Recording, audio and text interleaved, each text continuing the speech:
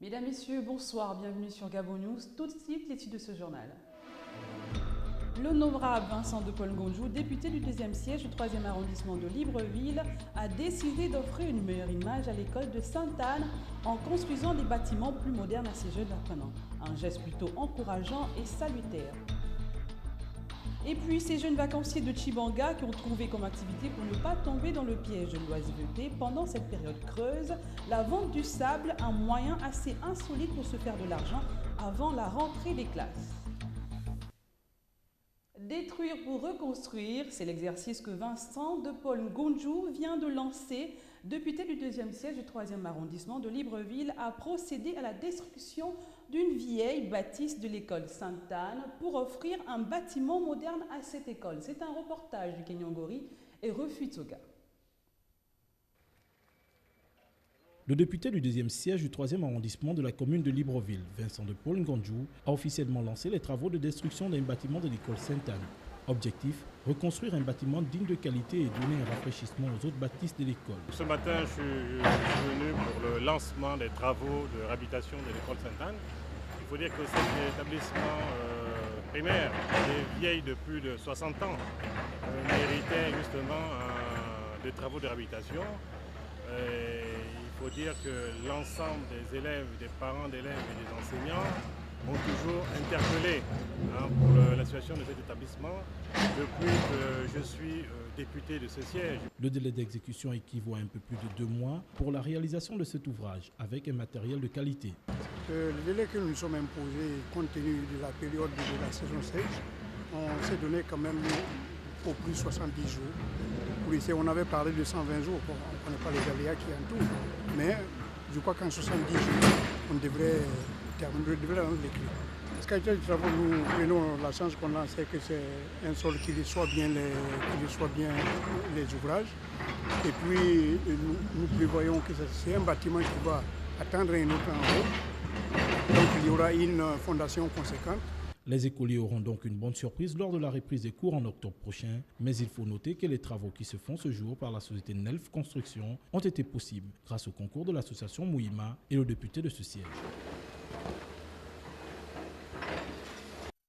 Cap à présent dans la province de l'Anyanga, ce sont les vacances et les jeunes cherchent à trouver une activité rémunératrice pour préparer à bien la rentrée scolaire.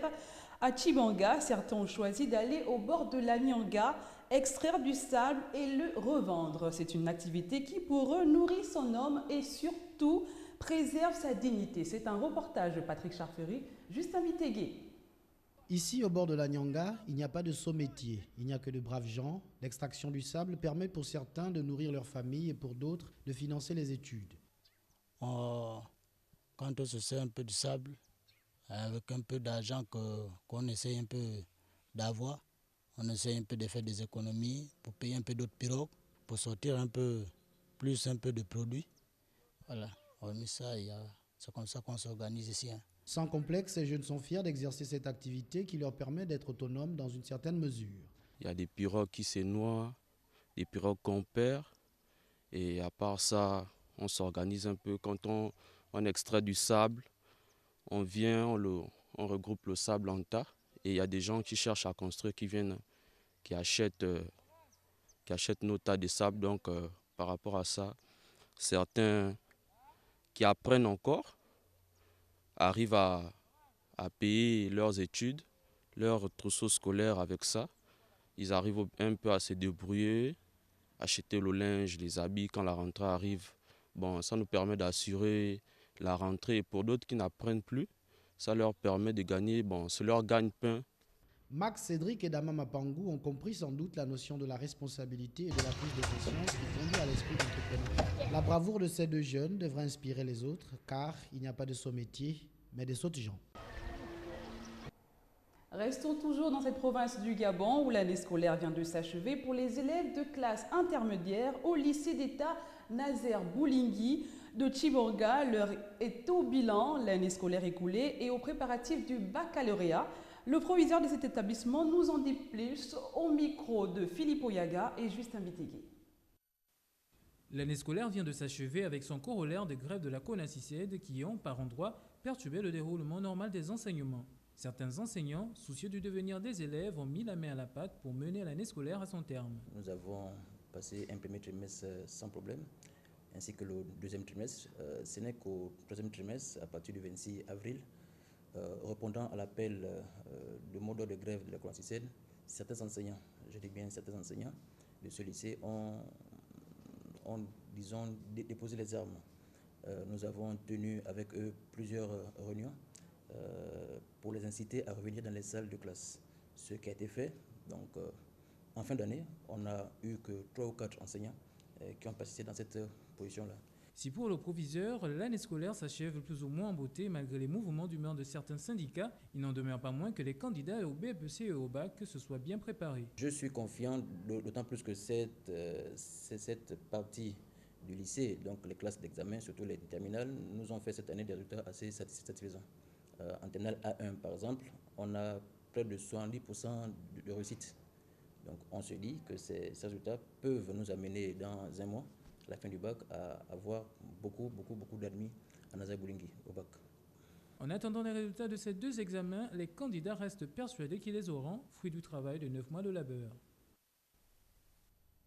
C'est sur invitation du président de la Fédération gabonaise de football que le délégué national de l'UJPDG s'est rendu dans la province de l'Anyanga le week-end écoulé. Objectif, regarder la finale du Brésil 2014 en compagnie de la jeunesse de Tchibanga. Suivez l'ambiance qui a prévalu avec Justin Bitegué et Martial Tsonga. C'est sur l'invitation du président de la Fédération gabonaise de football que le délégué national de l'UJPDG, Amos Vivian Peya, s'est rendu dans la capitale provinciale de l'Anyanga pour regarder la finale de la Coupe du Monde Brésil 2014 accompagné des jeunes de Tchibanga. Je me sens très bien puisque c'est à l'invitation de cette même jeunesse que nous sommes ici, dans la ville de Tchibanga.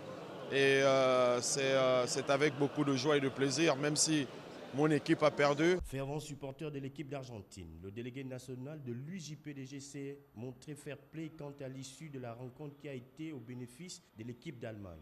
Très beau match, beaucoup de suspense, mais finalement l'Allemagne a triomphé face à l'Argentine.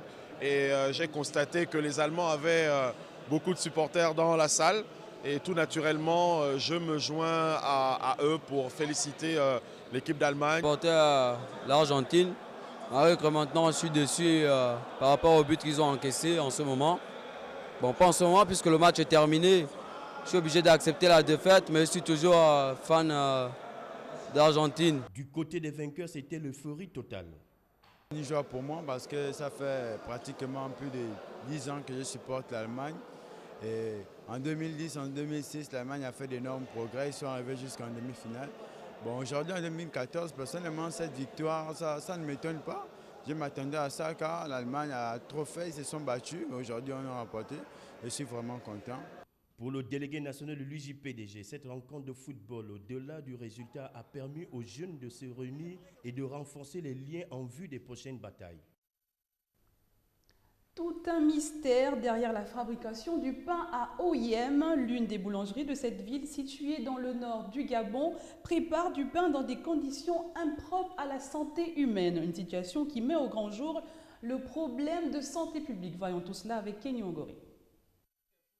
Voici où et dans quelles conditions est préparé le pain dans la ville d'Oyem. Ces boulangeries de la ville qui fournissent cet aliment nutritif aux populations cachent des conditions de préparation inadéquates, mais surtout dangereuses à la consommation et à la santé humaine. À la vue de notre caméra, les employés essaient de trouver des explications à la situation. Pour enlever les sols, pour enlever les... pour mettre la pâte ici, quoi. Après, on va laver ça. Mais pourquoi c'est noir comme ça? On va laver ça. Ça, c'est le filet. Ça, c'est le feu qui est au four. C'est ça qui noircit ça. Et là, poser la pâte de pain. Il va laver tout ça là. Après avoir fini. Lui, il est là pour ça. Il est là pour ça, pour laver tout ça. D'un quartier à un autre, les boulangeries ne changent pas de méthode. C'est dans une insalubrité notoire, des branchements anarchiques et bien d'autres défauts qu'on prépare le pain et comme toujours, on se défend.